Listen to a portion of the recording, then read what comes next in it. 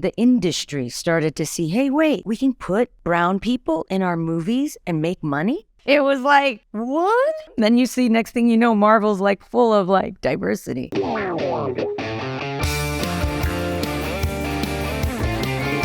great Dom Toretto. If you never would have gotten behind that wheel, I'd never be the man I am today. Girls, thank you so much for having me. And I think that this movie has shown us some of the most extreme car scenes like in cinema.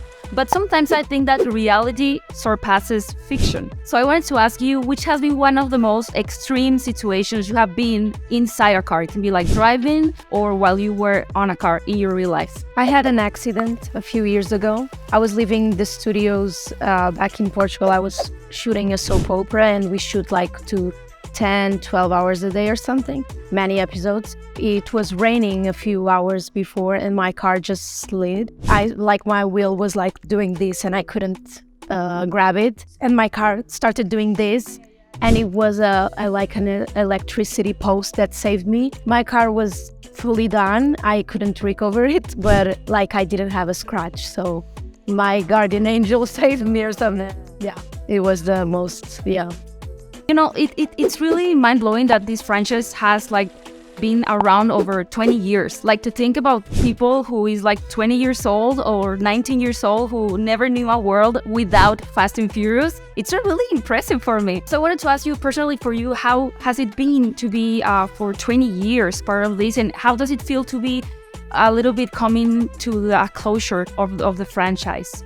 Feels good. I think we've done a lot. We could drop the mic on a lot of things. We could drop the mic on diversity. We could drop the mic on inclusion. We could drop the mic on feminine empowerment. I think, we could also drop the mic on giving a platform to, people who not necessarily would be considered, society's best citizens, and giving them a platform because there's good, kind people in all walks of life. And I think that's kind of what we represent with the derelict family that we've created. And so I'm super proud of it.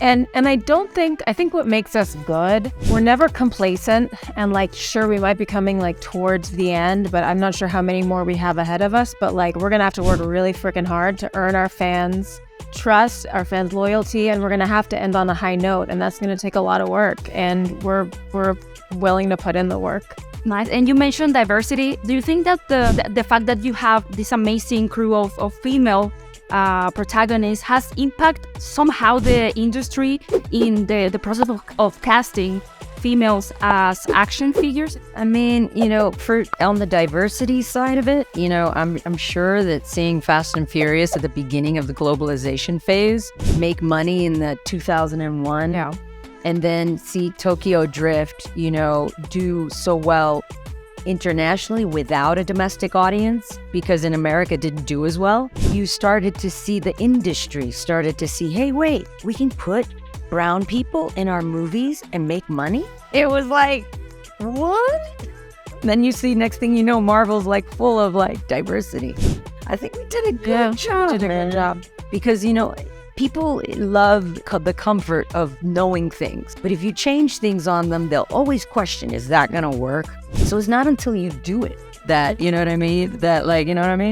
And that's my go-to is I love anything that hasn't been done yet. And I think the franchise loves anything that hasn't been done yet, which is why we keep trying to top ourselves, everyone. The pressure's on, because what the heck else do we have left?